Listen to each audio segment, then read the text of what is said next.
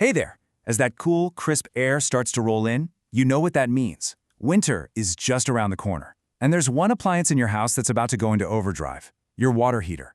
So today, we're going to walk through a few super simple steps to get it ready for the cold, so you can stay warm and cozy all season long. Just picture it. It's the absolute coldest morning of the year. You stumble to the shower, turn on the faucet, and you're met with a blast of ice-cold water. It's a brutal way to wake up, but you know what? It's also completely avoidable with just a little bit of prep. Let's make sure that doesn't happen to you this year. So first, let's get into why this is such a big deal. Winter puts a whole different kind of stress on your water heater, and if it's not ready to handle it, you could be setting yourself up for some serious headaches. Think of your water heater as a runner. All year long it's been jogging along, but winter is the marathon. The water coming into your house is way colder, which means your heater has to work so much harder to bring it up to temperature. And all that extra work, it can expose any little hidden problems that have been lurking under the surface. And trust me, the consequences are no fun. You're looking at much higher energy bills, a bigger risk of a total breakdown, and of course, the absolute worst-case scenario, that freezing cold shower on a frosty morning. Nobody wants that. Okay, now that we know what's at stake, let's dive into the good stuff. How to actually get your water heater ready. Our first step is a super quick checkup that's all about boosting efficiency and making sure everything's safe. For this step, we're trying to find that perfect sweet spot. We want the water hot enough to be comfortable, right? But not so hot that you're just wasting energy or, even worse, risking a serious burn. Get this, water at 140 degrees Fahrenheit can actually cause a bad burn in just 5 seconds. Yikes. So, what's the magic number? It's 120 degrees Fahrenheit. Pretty much all the experts agree this is the ideal temperature for that perfect balance of comfort, safety, and energy efficiency. So go on, take a quick look at your water heater's thermostat right now. It's totally worth it. All right, it's time to put on your detective hat. First, make sure that thermostat is set to 120. Then, just give the whole unit a good look over. Are you seeing any drips, any rust spots, or corrosion? Finally, just listen for a second. Do you hear any weird noises, like popping or rumbling? These are all little clues that your water heater might need some attention.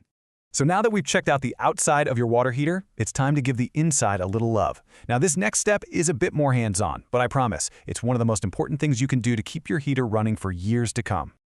So what happens over time is that minerals and other gunk in the water settle at the bottom of the tank, creating this layer of sediment.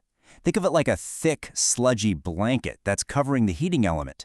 It forces your heater to work way harder, which wastes a ton of energy and can cause it to fail way sooner than it should. It's like trying to boil water in a pot that's caked with mud. It's just not going to work well. I know what you're probably thinking. Flushing my water heater sounds like a huge pain. But honestly, it's easier than it seems. You just follow these steps, and you'll have it running like new. And here's a pro tip for you. You should really try to do this at least once a year, maybe more if you know you have hard water.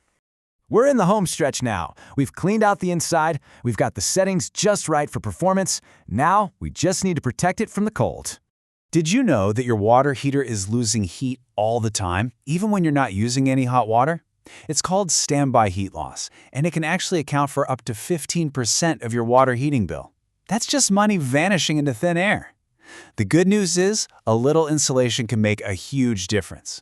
So here's your winter protection plan. First, see if your model can use an insulating blanket. It's like a cozy sweater for your heater. Next, grab some foam sleeves for any exposed hot water pipes. And while you're at it, give the anode rod a quick look. It's this little part that's designed to corrode so your tank doesn't have to. It's basically taking one for the team. If it looks all worn down, it's time for a new one. You've done a fantastic job so far, but let's be real, some things are just better left to the pros. In our final section, we'll talk about when it's time to pick up the phone and call for backup. Look, I know it's tempting to try and be a DIY hero, but with something like a water heater, it is always better to be safe than sorry. So, if you're dealing with anything on the right side of this chart, like major leaks, rust, weird noises, or discolored water, don't hesitate. That's your signal to call a professional. They've got the tools and the know-how to get it done right.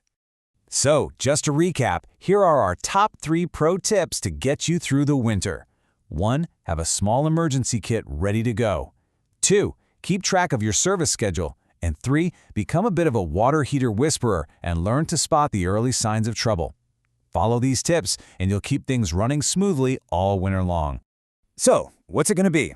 A few minutes of simple prep work now, or a whole world of trouble later? I think the choice is pretty clear. Taking a little time to get your water heater ready for winter will save you a ton of money, stress, and, most importantly, will keep you out of that freezing cold shower. Thanks for tuning in, and stay warm out there.